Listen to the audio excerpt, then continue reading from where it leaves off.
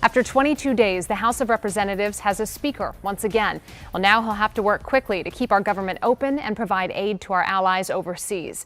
Adam Longo has been covering this process and speaking with our local representatives. And Adam, how do they feel? What's the energy on Capitol Hill now that Mike Johnson has won?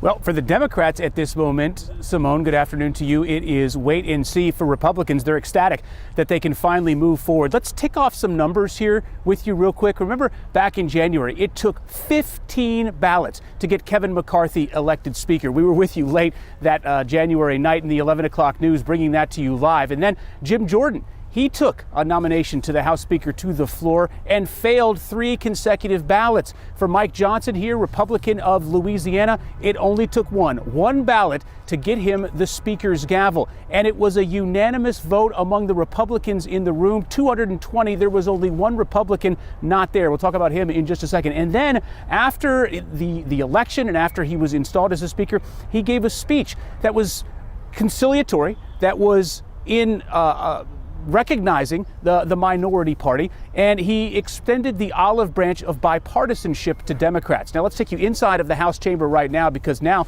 after more than 3 weeks of not being able to do anything, this body is back to work. What's happening right now as you look at the House floor, members are debating a resolution to condemn Hamas and its atrocities that it's committed against the people and the government of Israel. Expect a vote on this to come forward, expected to pass with a wide bipartisan majority. A vote on this expected no earlier than 4:45 this afternoon. Now let's take a look at the numbers of what the vote was on the House floor today around 1:50 this afternoon when we got that final count. 220 for Mike Johnson, 209 for Hakeem Jeffries, the Democratic minority leader, the only Republican member missing, Derek Van Orden of Wisconsin, who is in Israel on a trip.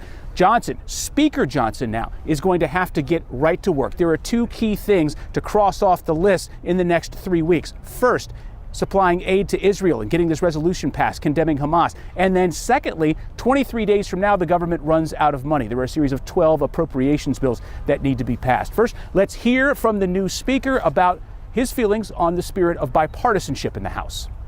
A few words of gratitude. I want to thank Leader Jeffries. I do look forward to working with you on behalf of the American people. I know we see things from very different points of view. But I know that in your heart, you love and care about this country and you want to do what's right. And so we're going to find common ground there, all right?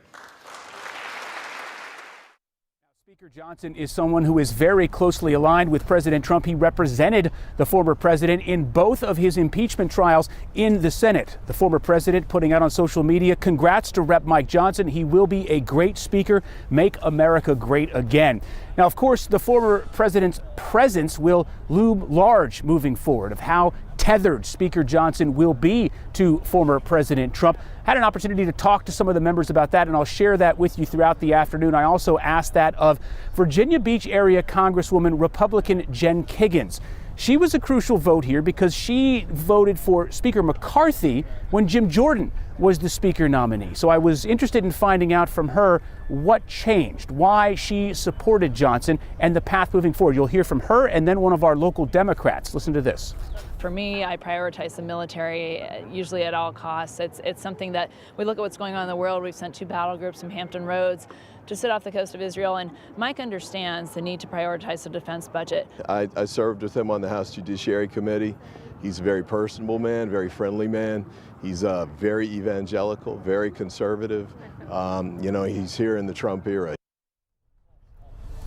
Of course, for all of us here in the D.C. metropolitan area, the threat of a government shutdown now looms large. Just 23 days from now is when the government will run out of funds. That was a line of questioning that I posed to former House Majority Leader and Maryland Congressman Steny Hoyer. Also talked with Republican Tim Burchett of East Tennessee, and also spoke with James Comer, the chairman of the Oversight Committee, Republican chairman of the Oversight Committee, who many folks in D.C. know well because a lot of D.C.'s business has come before that committee. So we'll hear from them coming up on WUSA 9 News at 5 o'clock. And Simone, as I bring it back into you, one just other interesting thing of note here that happened today, in addition to everything else that happened, the Prime Minister of Australia was here.